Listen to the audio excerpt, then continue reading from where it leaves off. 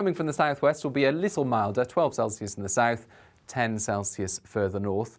The rain and wind in the far north, so for Shetland and Orkney, will continue into Wednesday evening. Otherwise, for much of the UK, it's just clear spells and further showers. Those showers again coming in from the west, mostly affecting central and western areas.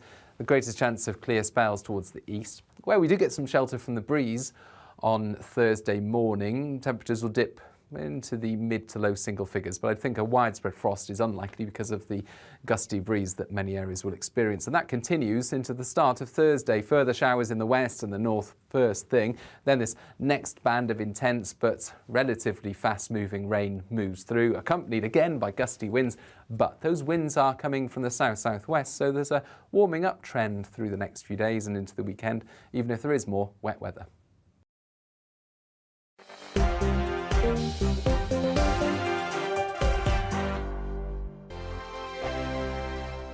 I'm Mark Dolan. Join me at 11 on GB News for Headliners, in which I'll be joined by two of the UK's top comedians discussing tomorrow's papers. If it's an important story, we'll cover it, but we'll have some fun along the way. Headliners, the late-night paper review that won't send you to sleep like the others will. 7 nights a week at 11 p.m. on GB News.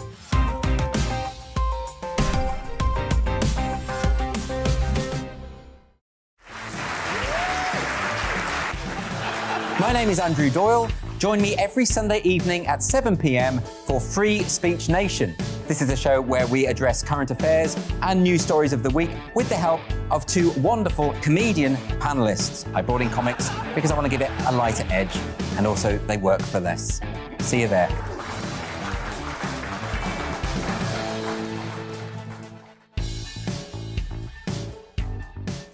Hello, I'm Michelle Dewberry, and you can join me every weekday 6 till 7 on Jubes and Kerr. Me and my panel will get stuck right into the day's events, and I can tell you, in fact, I can warn you, expect some robust debates, some strong opinions and perspectives from both sides of the fence. It's about you at home as well. I love to read out all of your comments, or at least as many as I can. So join me, Michelle Dewberry, Monday to Friday, 6 till 7 on Jubes and Kerr.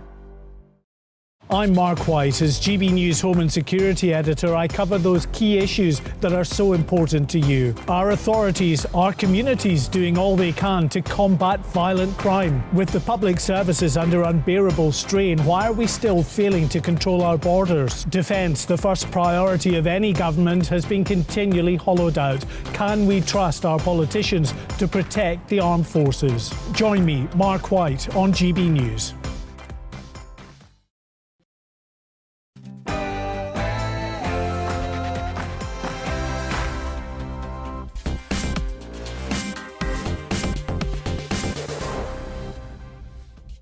Tonight on Farage, as Starmer talks tough, we discuss who do you trust most on immigration, Labour or the Conservatives? We'll have a look at Elon Musk taking over Twitter and inviting Donald Trump back onto the platform. We'll ask Tom Keane to join us on Talking Pints TV Antique Celebrity. We'll ask, is that where our money should now be invested? That and much, much more, but all coming up after the news.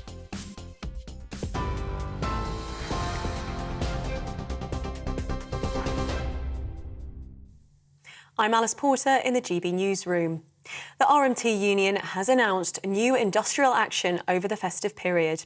It says its members will not work overtime over Christmas and will stage a series of 48-hour strikes in December and January. Dates include the 13th to 14th and 16th to 17th of December and the 3rd to 4th and 6th to 7th of January. It's over a long-running dispute over pay, jobs and working conditions. RMT General Secretary Mick Lynch says the union has been reasonable and that the government is blocking any resolutions. The whole process has become a farce that only the new Secretary of State can now resolve. And I will be calling on him to act up to his responsibilities this Thursday. In the meantime, our message to the public is we are sorry to inconvenience you, but we urge you to direct your anger and frustration at the government and the railway employers during this latest phase of action. Nottinghamshire police say the mother of 2 young children who were killed in a flat fire has died. The case is now being treated as a triple murder. Fatoumata Hidara had been on life support since the blaze in Clifton early on Sunday morning. The children, aged 1 and 3, were treated at the scene for smoke inhalation, but later died in hospital. Detectives have been given another 36 hours to question a 31-year-old man on suspicion of killing the family. The Home Office say a migrant processing centre in Kent is now completely empty after concerns it had become extremely overcrowded. It said the Manston site used to temporarily house people who've reached the UK via the English Channel has been cleared, having moved everyone that was there to hotels. At its peak earlier this month, the centre was holding 4,000 migrants, at least double its capacity, living in conditions an inspector called wretched. Energy suppliers have been named and shamed for failing vulnerable customers, with regulator Ofgem saying problems across the board need to be urgently addressed. A review found severe weaknesses at 5 companies: Good Energy, Outfox, So Energy, True Energy and Utilita. Ofgem say households are missing out on free gas safety checks and firms aren't doing enough to identify those on prepayment meters who may need help. In total, 17 suppliers have been told they need to improve their approach to vulnerable customers. The King has been hosting his first state visit as monarch. King Charles has welcomed South African President Cyril Ramaphosa during a ceremony at Horse Guards Parade. They then proceeded along the Mall by carriage to Buckingham Palace, where a banquet has been held in the President's honour. This is GB News. We'll bring you more news as it happens. Now it's back to Nigel.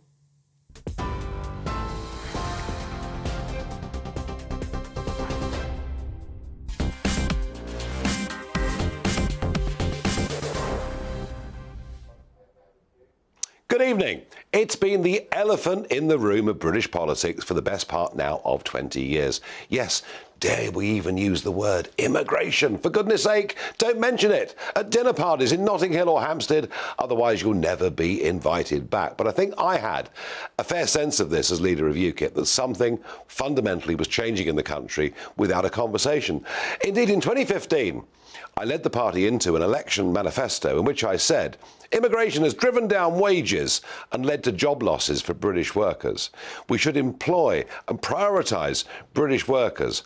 I proposed an Australian-style point system, a moratorium on unskilled workers, and an absolute desire to start training British people for jobs that we were relying upon lower paid migrants for.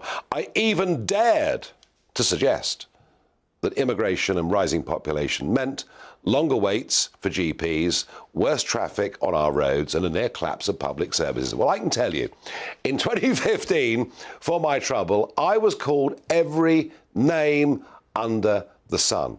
But fast forward a few years, and here was Sir Keir Starmer today addressing the CBI. But our common goal must be to help the British economy off its immigration dependency, to start investing more in training workers who are already here. The days when low pay and cheap labour are part of the British way on growth must end. This isn't about Brexit. All around the world, business is waking up to the fact we live in a new era for labour. And while they're adapting, our low-growth model is holding us back. Well, yes, of course, I agree with absolutely every single word of that, even if I doubt his sincerity. But contrast that with Robert Jenrick, Cabinet Minister in the House of Commons, 2 weeks ago, answering this question from a Labour Member of Parliament from Bradford East.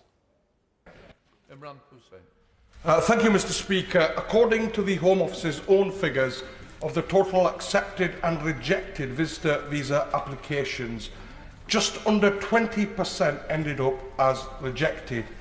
Yet when it comes to those of Pakistani and Bangladeshi nationality, these figures suddenly, dramatically and unexplainably rise to 30%. So does the Minister really expect us to believe that there is no racial or religious bias at the Home Office? Minister. Well, the honourable gentleman is completely wrong, and that is a baseless slur on my officials at the Home Office. All visa applications are based on objective criteria, and I would add that there were in fact 303,000 visas and permits granted for family members in the year ending June 2022, which is 61% more than in 2019. So the Home Office is granting record numbers of these visas, and we do so in an entirely objective fashion. Well, there you are. How bizarre. We have a Conservative Cabinet Minister boasting in the House of Commons that record numbers of people are coming in. 61% increase since 2019 for family reunions alone. 1.2 million visas issued by the Conservative government last year, let alone the absolute chaos in the English Channel and their reluctance to do anything about it. And here's Starmer, as I say, sincere or not, talking tough. Remarkably, a piece of polling published yesterday by the Evening Standard by Ipsos asked, which party do you most trust to deal with immigration, the Channel, asylum? Labour got 33%, the Tories got 21%, for the first time in decades, other than the short UKIP blip. It is now the Labour Party that are most trusted to deal with immigration. I'm asking you, do you agree with that? Let me know your views. Farage at gbnews.uk. And I'm coming to Clacton-on-Sea on Thursday this week, be a live programme from 7 until 8 o'clock. If you want to come along to Clacton-on-Sea for a live show, because I want to find out, in one of the biggest Brexit voting areas in the country, how do you feel 6 years on? Has Brexit actually delivered for you, or is something going wrong? Please go to gbnews.uk and I'll see you in Clacton on Thursday. So, Scarlett Maguire, former Labour advisor. You know, you've been a Labour person. I mean, how does it feel now to be supporting a right-wing party? I don't think there's anything right-wing about Labour. I mean, what Keir was talking about, and I think this is really important, is about actually skilling up Britain, because I mean, for decades we've lagged behind the rest of the continent. You know, I mean, particular places like Germany. It is an absolute disgrace that we don't train enough doctors, that we cap the medical schools so that we don't train enough doctors. And what do? We go to the Indian subcontinent, right? We go to Asia, or Africa, and we bring them in, Nurses, right? First thing the Tories did when they got in 2010, ended the nurses' bursary for so that many young people who want to be nurses, not particularly well off, know that they'll come out with massive debts. I mean, this is completely wrong. What we want to do is we want to skill people up. We want them to have good jobs. I'm thrilled to hear this, because it's Tony Blair. Because it's Tony Blair who started a trend, unopposed by the Conservatives, to send 50% of youngsters to universities, mostly to get degrees in social sciences. We began then to look down our noses at people that learnt trades and skills. I mean, this is come on. This is, let's be frank,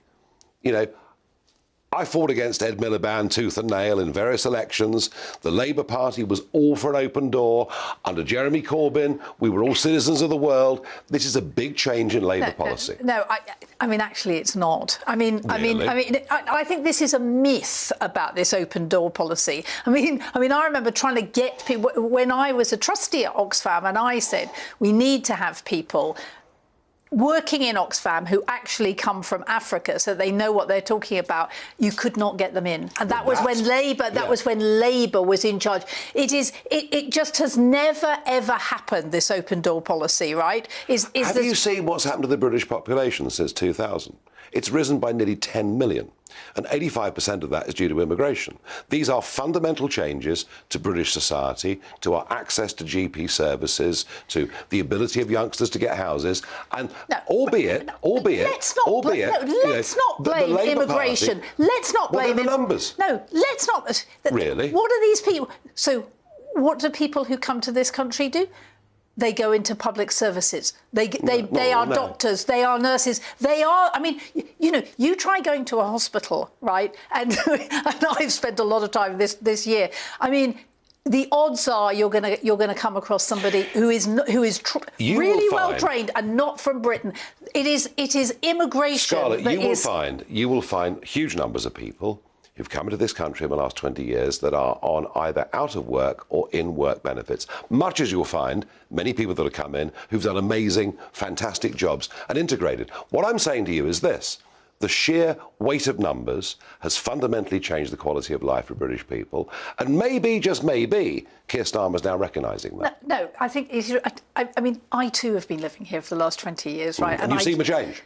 No, I have not seen it. Really? No, I have not seen it. Have you got kids that want to buy houses? Have you tried to get a GP appointment? Yeah, have you driven down the M4 on a Friday night? Well, I do not blame not being able to get a GP appointment on the fact that people have come in from abroad. I mean, it's... So a 10 million increase in population. And many of, as I keep saying, many of them, or not many, but a proportion of them, are the GPs that we go to. I mean, it's not... Well, shame on us for stripping out African and Indian countries. Look, I'm agreeing. I mean, Keir Starmer says we should have another 9,000 places in medical school to train doctors. Absolutely right. Is we should stop poaching from India, from the Philippines. Of course we should. Right? That's what I'm saying, and that we should and we should be upskilling our workforce. There's nothing right-wing about that. I agree with all of that. Final thought. As the next election comes in a couple of years' time, or whenever it may be, is the Labour Party going to be the one that's going to control our borders in the perception of the minds of the public more than the Conservatives? Well, yes, because I mean, you talk about migrants, you talk about people coming over in the boats. I mean, you know, it was appalling that 4% of people who came over in boats last year have been processed. 96% are still living in hotels. The reason we've got people living in hotels is because this government has absolutely lost control of immigration. Well, that is without doubt true. So, Starmer sounding tough, long-term supporters feeling slightly uncomfortable, I sense, Scarlett, with elements of this, but thank you for giving me your thought. Now, on this question of those coming across the English Channel, in Ireland, there's a very different problem. It's, as I understand it, it's people arriving at Dublin Airport without passports.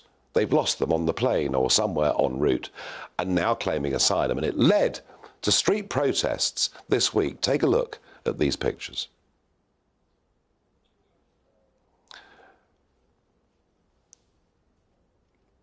Well, I'm hoping to see some pictures. No, I'm not getting any pictures, which is rather disappointing, to say the least. So we've had up to 700 people in Dublin out protesting against asylum seekers coming into Ireland. And joining me is Herman Kelly, president of the Irish Freedom Party, a former colleague of mine in Brussels. Herman, you know, we always think of Ireland as being very open, very tolerant. What has sparked these street protests? What has sparked this ire and this anger? Well, 100 years after partial Irish independence, Sinn Féin, the so-called Republican Party, have carried out their policy, and it's carried out by all the main parties in Ireland, be it Fianna Fáil or Fine Gael, and that policy is on immigration is Brits out, everybody else in. And you wouldn't believe that, hardly without any debate in Ireland at all, the percentage of the population, 17% of the Irish population at the moment are non-nationals. 17% of people born in Ireland currently live outside Ireland. So it's a one-for-one replacement. There's nothing theoretical in it.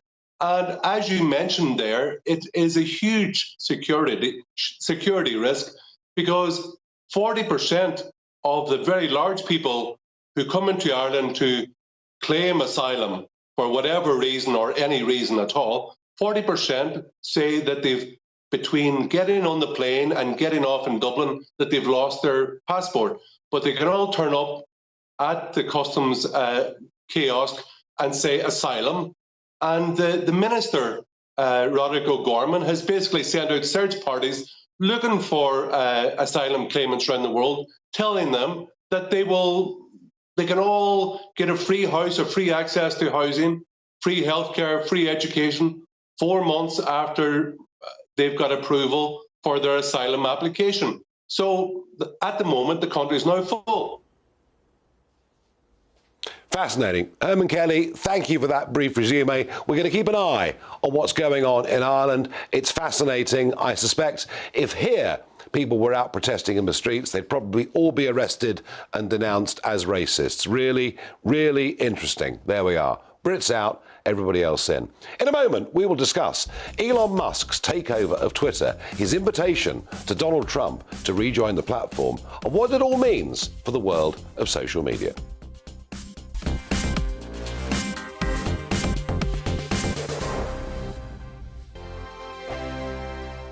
Monday to Thursday, 9 p.m. till 11 p.m. Join me, Dan Wootton. I'll bring you the sharpest takes and hottest debates. And it's about standards and public life. No, I'll tell you what's hypocrisy, Narendra. I guarantee you there'll be no spin. We believe in the UK. No bias, no censorship. It just doesn't make sense to me. He wasn't doing his job as Chancellor. And no reason to go to bed. So I guess they've always been quite woke. That's Dan Wootton tonight on TV, radio and online. Monday to Thursday from 9 p.m. till 11 p.m. on GB News.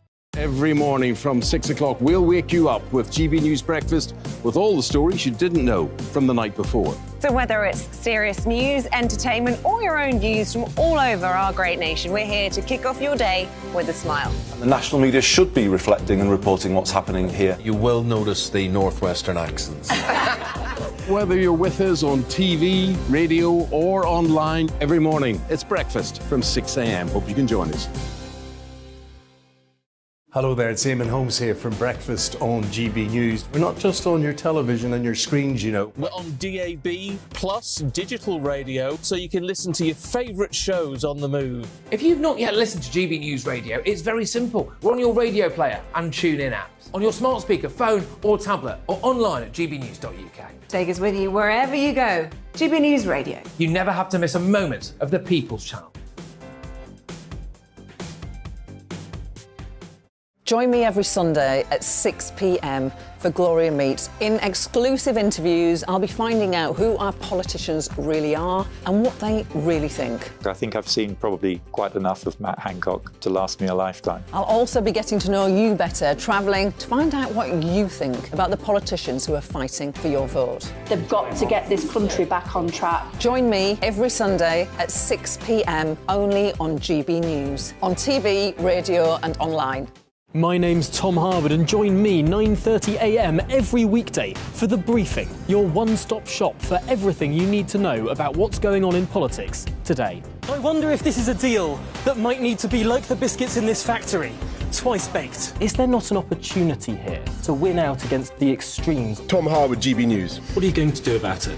Things should have been done differently, and they certainly are being done differently. Don't miss it. The Briefing with me, Tom Harwood, 9:30 Monday to Friday on GB News. Hello, I'm Simon Evans. Join me on GB News for Headliners at 11 p.m, where I'll be joined by two of the country's top comedians as we take a look at tomorrow's newspapers tonight.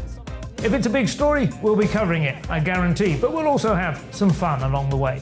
That's GB News Headliners at 11 p.m. We won't put you to sleep, unlike some of the other paper review shows out there. So join us, 11 p.m, 7 nights a week.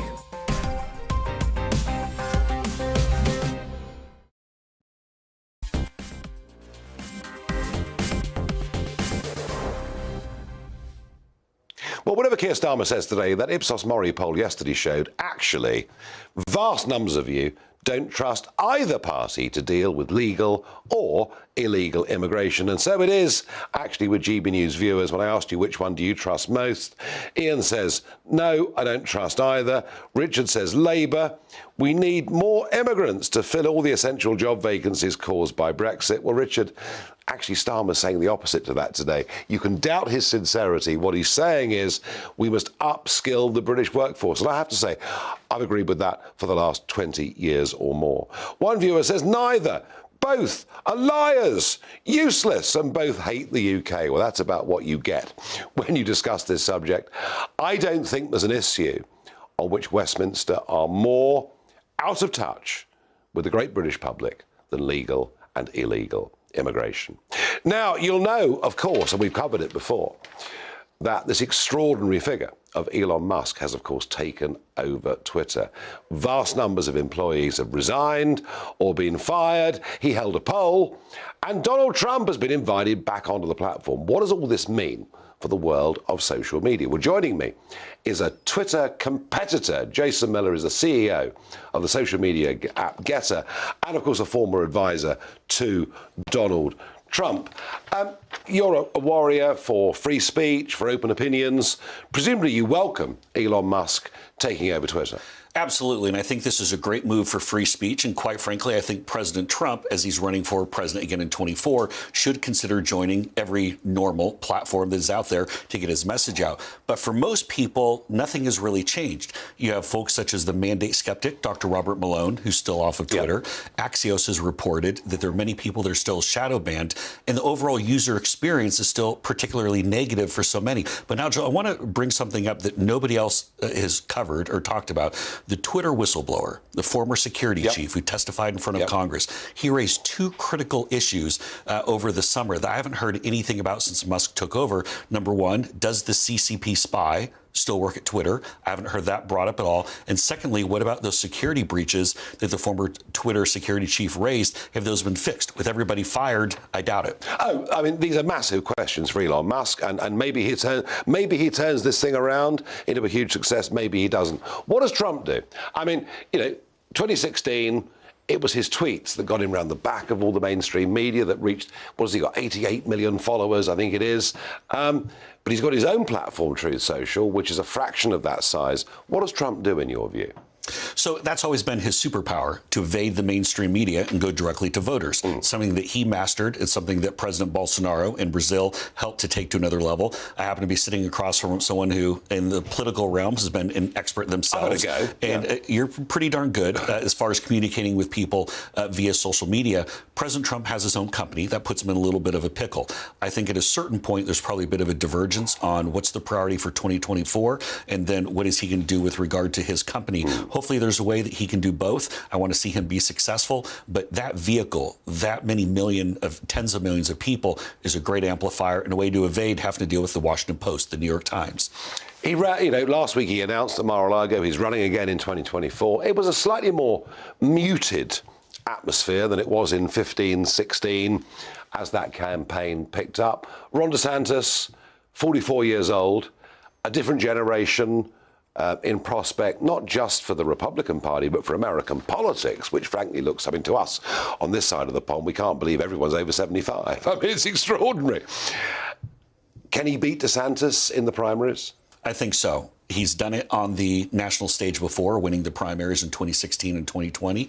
Obviously, he won in 2016 the general against Hillary Clinton. And now with polling for 2024, it shows that he's beating Joe Biden in Arizona, Wisconsin, and Georgia, tied up in Pennsylvania. Nigel, there are two keys coming out of the speech, though, to make sure folks in the UK here understand what he was trying to accomplish. One was motivate his base, show that he's the anti-Washington guy. He could deliver that message in 2016. It was harder in 2020 because he was in the White House. Tough to say you're an outsider when you're in the White House. The second thing, though, and to your point about maybe the conversation seemed a little bit more muted, he had to make sure that he connected with voters on the economy, on inflation, didn't talk about past grievances, looked forward. There was a deliberate move, and I don't say that just because I helped work with him on the product, but I think it was very focused. So less about the stolen election, you mean? There wasn't anything about it. In his remarks on Tuesday, it was completely forward-looking. He made a crack a little bit about 2016 or 2020, but it was forwardlooking, and I would much rather have the criticism be that maybe it was a little bit more muted than to say he was addressing past Farmer, you're clearly still a big fan, and I know he's a great friend of yours. Now, this, folks, this is astonishing. This is astonishing. Think about this. India is a country with over 1 billion people in it. They are the largest functioning democracy in the world. They hold general elections. They get a result within 5 hours. Maricopa County in Arizona, where I was, if you remember, 2 weeks ago, will be announcing the final result of the elections on November the 28th. Jason, is America now a banana republic? It's a little embarrassing. For all the things we do right as a country, this is pretty bad. You look, almost every other civilized country can get them done immediately. The fact that some places California isn't called, it's not just Arizona. In Arizona, by the way, a Republican governor, well, now it's going to be a Democratic governor, but it's been a Republican governor in charge, Republican legislature, haven't been able to get their act together. If Republicans don't figure out what went wrong in 2020, address those, whether it's get it to the same day voting paper ballots, or become experts and beat the Democrats at their own game, we're going to lose again in 2024. It is that critical because right now the playing field is stilted like this. I have to say, Jason, looked at from here. The whole thing looks absolutely ridiculous. Thank you for your thoughts, your comments. We're going to watch Elon Musk. We're going to watch Twitter. I know you're a competitor, but, you know, if you believe in free speech, we'd love him to succeed. Whether he will remains to be seen. Whether Trump goes back on the platform also remains to be seen. My guess is he'll find it hard to resist. That's if Twitter survives, because they're all resigning. But it's interesting. It's fascinating. In a moment, the government's moronic decision to put super taxes on companies that happen to have a couple of good years means that Shell are now considering withdrawing a £25 billion investment from the North Sea. We'll discuss all of that in just a moment.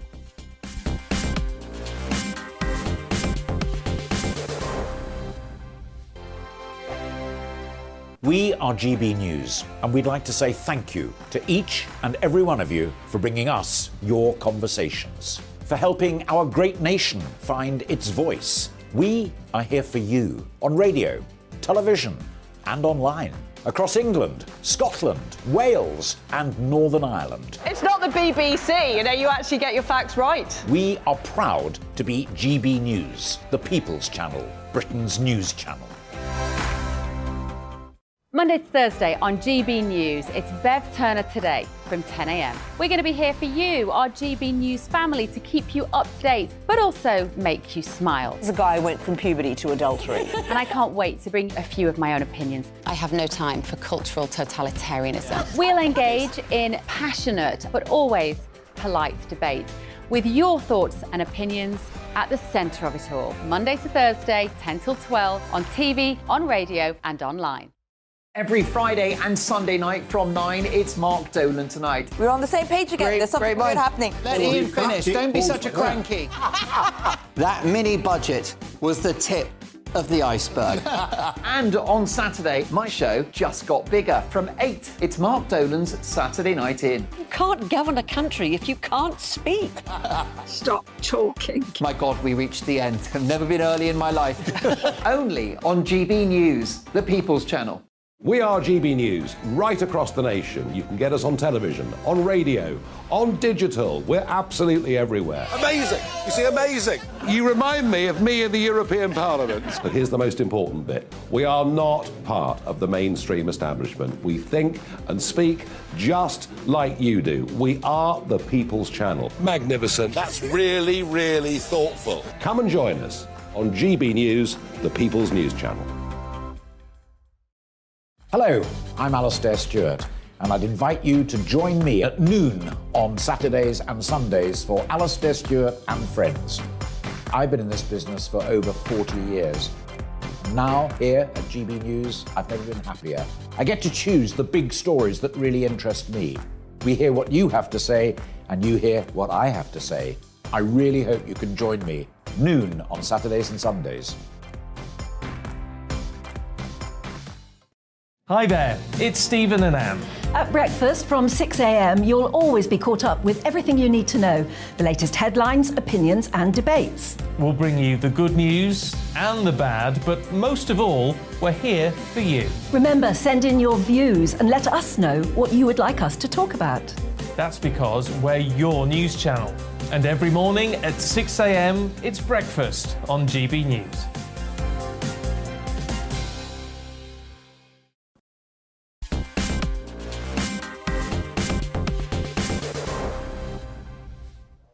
I loathed that budget last week, as indeed did our live audience in Southampton of small businessmen and businesswomen. But this idea that you just slap taxes on companies that happen to be doing well, that somehow it'll bring in vast revenues and all will be well. Well, I've always thought it was completely and utterly moronic. I think Hunt actually is the most anti-business chancellor we have seen, possibly in our lifetimes. And overnight, we get the announcement that Shell, who, having thought about it a little bit because of all the negative messages, then committed to £25 billion worth of investment in the North Sea, are now saying they're reconsidering their position. Well, I know Just Stop Oil may be delighted and may climb fewer gantries on the M25 and cry we're all going to die, but the truth of it is we will be using fossil fuels for some time to come. So why not produce it ourselves in this country? Why not produce jobs off the back of it in Scotland and the other related industries? And why not get the tax revenue? This, to me, is a potential self-inflicted goal. Well, Andy Mayer is energy analyst at the Institute for Economic Affairs. Just put it into perspective for our viewers and listeners. These taxes that Jeremy Hunt was going to put on firms like Shell, what did they amount to? So in total, the corporation tax, or special corporation tax regime paid for by all of the companies in the North Sea now amounts to 75%. Just slow down.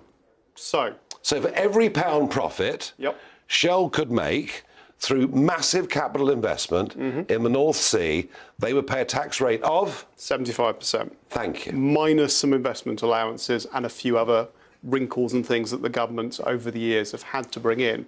Because every time they've raised these taxes, the companies have reacted by reducing investment, which usually means to a reversal after a few years, and special allowances to offset the impact of the tax, which is the thing Labour say they're going to remove, which will do even more damage. So what are we doing? What are we doing?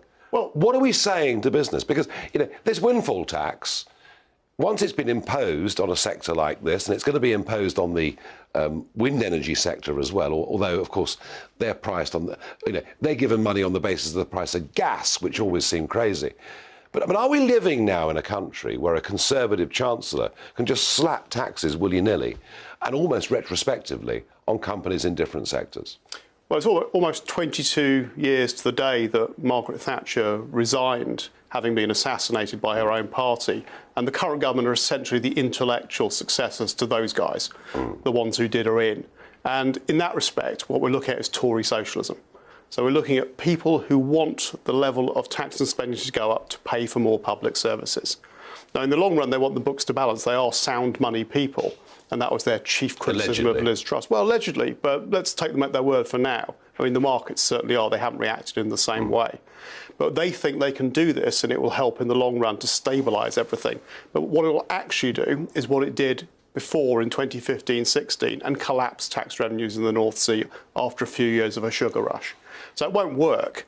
And what it means for us is that we're going to become more dependent on foreign imports of energy. This energy independence agenda the government say they have, total nonsense. It must be quite depressing, for a free market think tank like you to see a Conservative government basically running along the same policy lines as Labour. No argument for enterprise, no argument for a smaller state. Tough days for you. Well, given we've been around for nearly 70 years, it's, again, for us. So we've seen this before with the post-war consensus, with this muddle through where both of the major parties seem to agree on everything and are not prepared to take tough, difficult decisions focused on prosperity and growth. Now, there's every chance that they will turn it around if gas prices and oil prices come down further, although the oil price is already starting to come down quite a lot. But in the longer term, they will have no choice because they won't get the tax money from doing all this. They won't have the spending money to keep their interest groups happy, whether they're on the Tory or the Labour side. And they will be left in a position where the markets start again to question, can you really afford all these promises you're making, even if the election is now 2 years away? I have to tell you, honestly, Andy, I think it's shocking. And the other thing, just a quick last thought on this. I'm speaking increasingly to a lot of young people in their 20s who are entrepreneurial, are setting up their own companies or want to, who are now relocating to Portugal and some to Italy, where they've been given tax-free deals for the next 5 years. Are we about to see a brain drain again, as we saw back in the 1970s? It's a strong risk. I mean, you can never say for certain because the government thinks it's doing various clever things with incentives elsewhere. What they've done essentially is adopted Ed Miliband's agenda of tackling what they call predatory capitalism and presuming that they can work out who the good guys are and encourage them. So green energy firms, for example, pharmaceutical companies, some kinds of aerospace. But it's not working because in reality, business is business. And we don't know which businesses are going to be successful based in the UK. We have to let the market decide and base it on export success, not on the predictions of politicians. I don't like it. Andy Mayer, thank you very much indeed. Can you believe that? 75%. They may get a few allowances and a few pence off, but if you overcharge companies for what is risk capital, there's no guaranteed profit in oil and gas. You know, in fact, in 2020, a lot of them lost a fortune. Now, the What the Farage moment today, it's got to be the football. Can you believe it? I thought Argentina, Messi's last World Cup, I thought actually, in terms of the price at the bookmakers, they probably offered better value than Brazil, and yet they were beaten today by Saudi Arabia. You couldn't make it up. Tomorrow is a national holiday in Saudi Arabia. Now, albeit this is the first match of the group stages. Maybe we shouldn't get too excited, but yes, don't cry for Argentina is what we're telling you. And as we speak, almost unbelievably, Australia are drawing with France. Oh, it's now 2-1 to France. Oh, well, there we are. Well, that's one underdog fairy tale that perhaps has just come to an end in the last couple of seconds. In a moment, I'm going to be joined by Tom Keane, TV antiques expert, known for a whole host of big BBC programmes. We'll ask him about the mysterious world of antiques and what represents value and whether in an inflationary era, some of these things make good investments. That's Talking Pints in just a moment. Coming up on Dan Wootton tonight, after a backlash to England's barnstorming debut in Qatar, is it offensive to celebrate black excellence? Can slippery Keir Starmer really be trusted to tackle the migrant crisis? Plus, Liz Truss loyalist and former member of her cabinet, Ranil Jayawardena, breaks his silence on the globalist coup that ousted the 50-day PM. That's Dan Wootton tonight, 9 p.m. to 11 p.m. on GB News.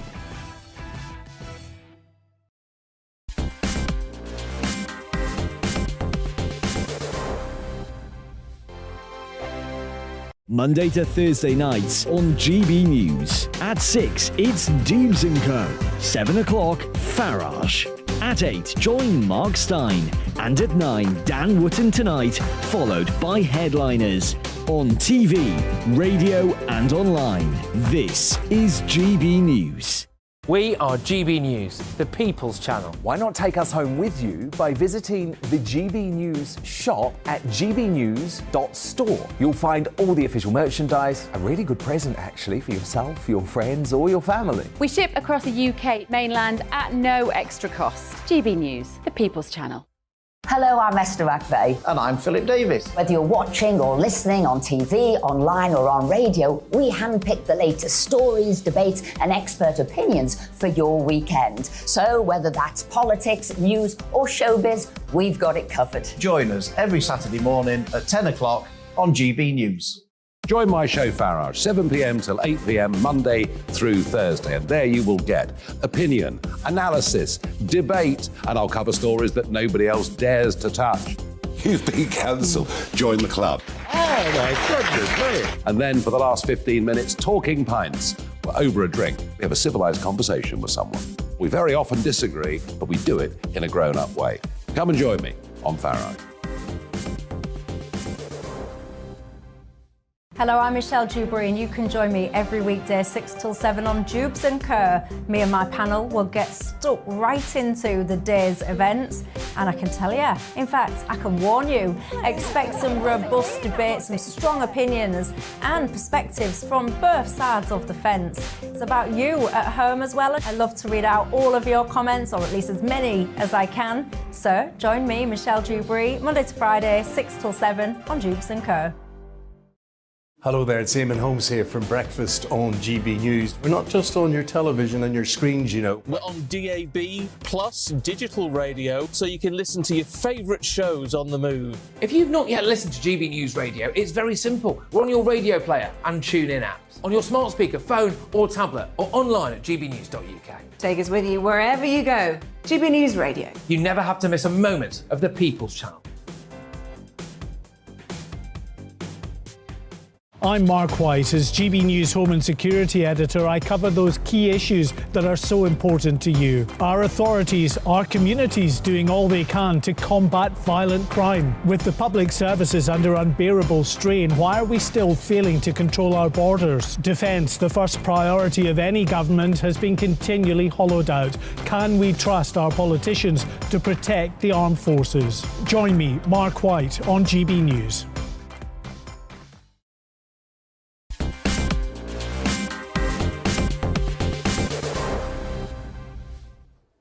It's my favourite time of the day. Yes, it's Talking Pints. I'm joined by auctioneer, TV, antiques expert Tom Keane. Tom, welcome to Nice to meet you. Talking Pints. Very good to meet you. Now, I've got a slight problem with you as a guest. Yeah, what's that? It's jealousy, really. Because when I was 17, I did the careers course at school, where they recommended what you should do. And number one on the list for me was auctioneer, and I never became one, and you have. It's never too late. Come down. You can jump on the rostrum. Well, you never know. Like. You never know. I mean it. Now, you started off, in the scrap metal business, bit of a wheeler dealer. Mm-hmm. And what was this big event in your life that put you more into the world of antiques?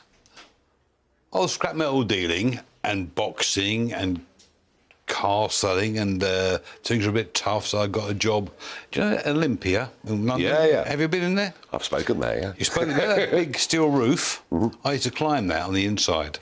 A bit of a daunting job, but back in '89 I was putting a trapeze wire up and got pulled out of the roof 30 feet. Thank God I was on a ladder, and came down and crushed both my heels, and that put me in a wheelchair and sticks for 2 years.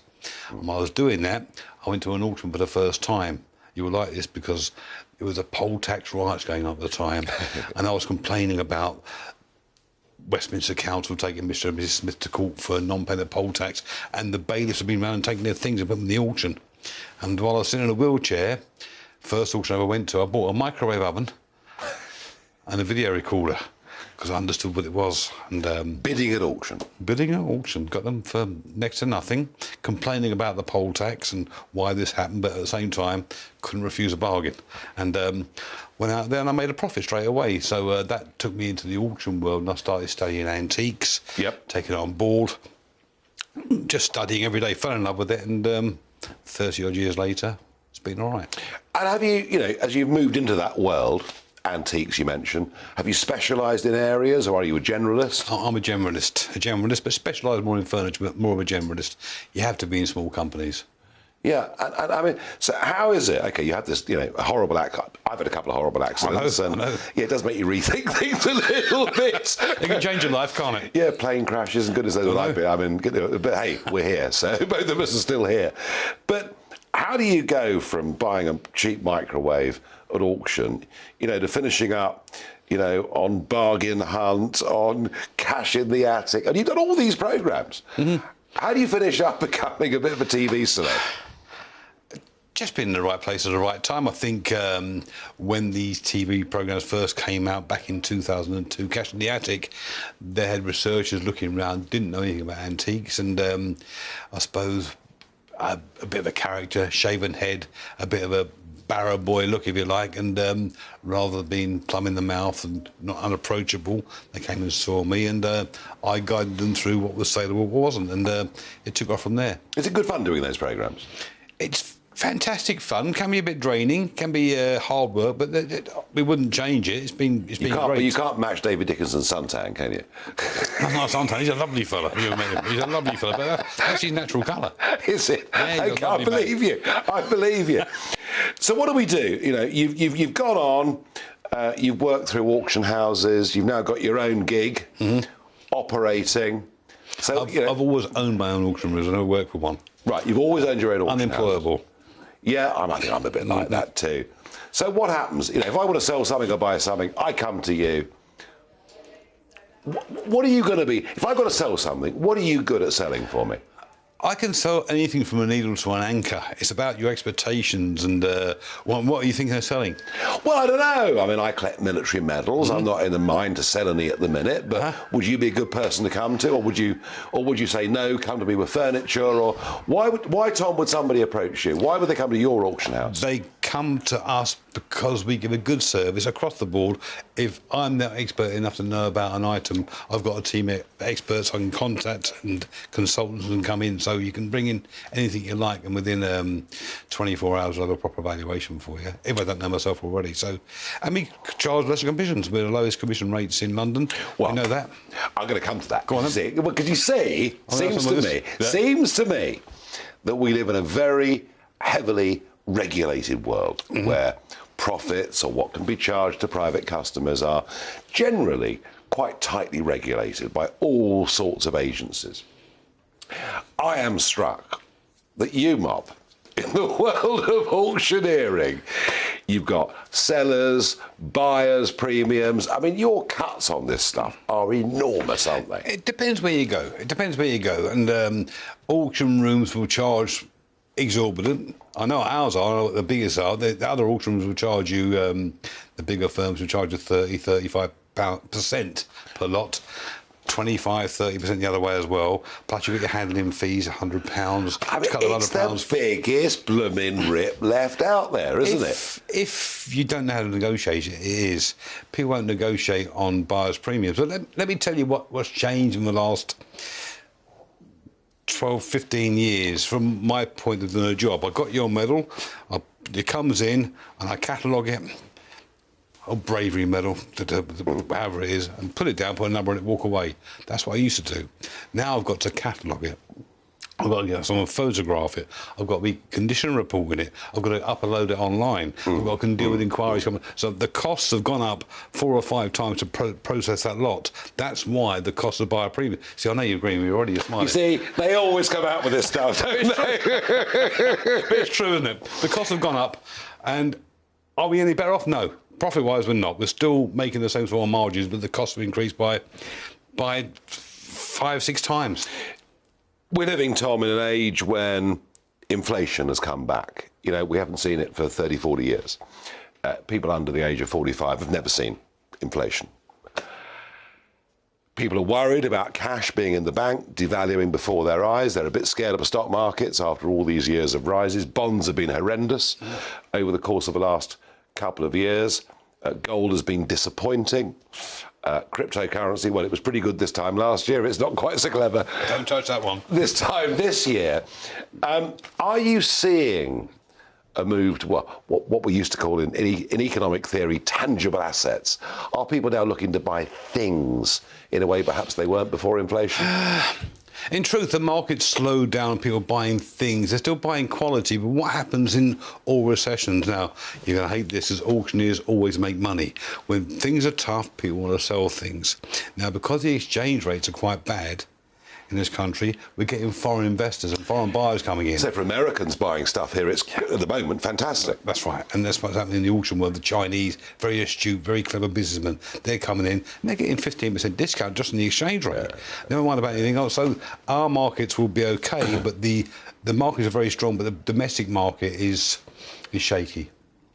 If you had to look at I mean, you know, I'm not asking you to put your neck on the line here too much, but if you had to look at a sector of, say, the antiques world that you thought right now represented quite good value and that in your view in 5 or 10 years' time would prove to be a good investment in this very uncertain financial world we're in, what sort of areas would you look?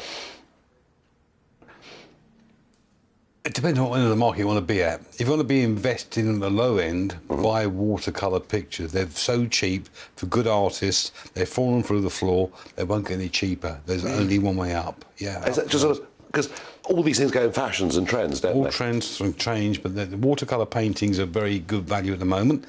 That can't last for much longer. I mean, things that were making £1,000, £2,000 are now down to £100, £150. No. Oh yeah, an affordable market.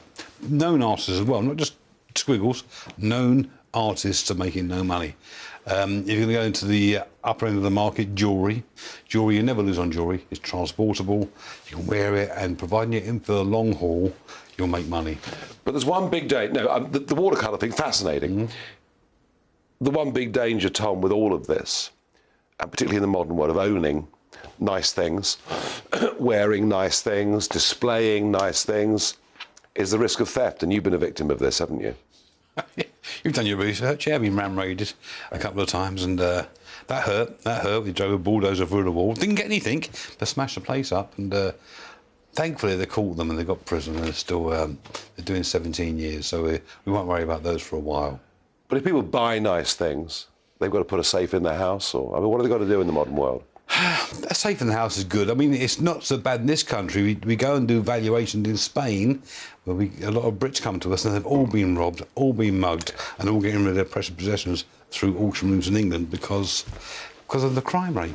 Yeah. It's going to get worse. It's going to get worse here. Yeah, so we've got to protect ourselves. Tom Keane, thank you for joining me on Talking Points. I love the thought about watercolours being as cheap as that. That sounds to me like a really, really good idea. There could be a GB News market spike coming up. Tom, thank you for joining me on Talking Points. I enjoyed it. Splendid. Thank you.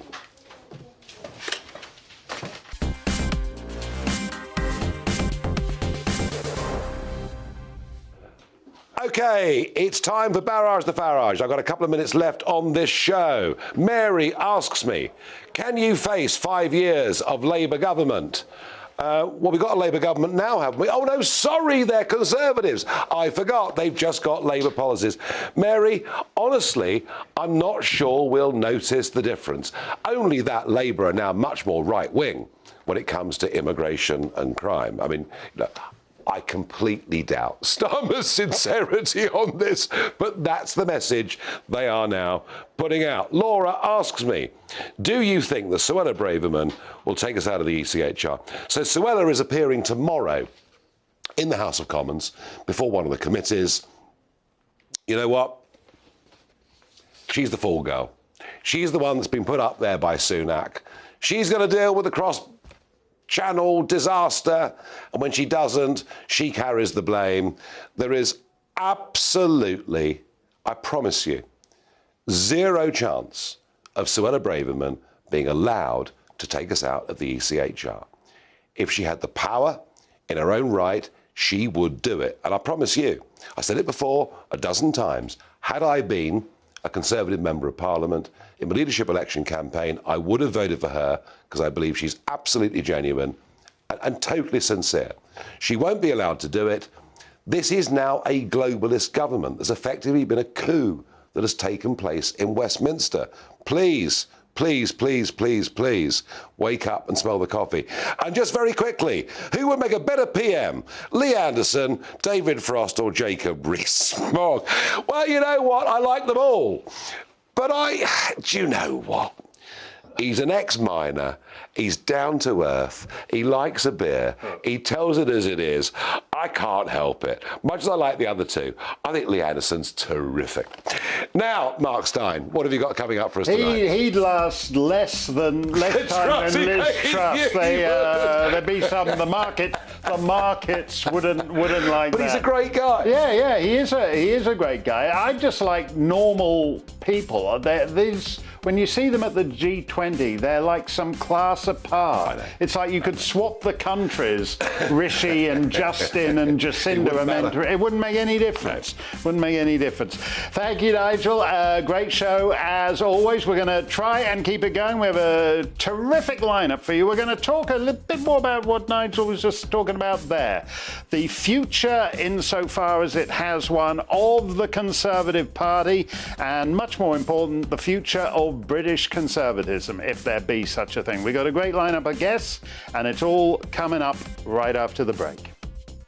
Hello again, it's Aidan McGivern here from the Met Office. Showers will ease in many places overnight, leading to a clear and chilly night, at least at first, before more rain arrives in the west later. That rain coming quite quickly from the Atlantic, courtesy of this low and this area of weather fronts. Well, ahead of that, another set of weather fronts slowly clearing from the east and northeast, still bringing some wet weather to Orkney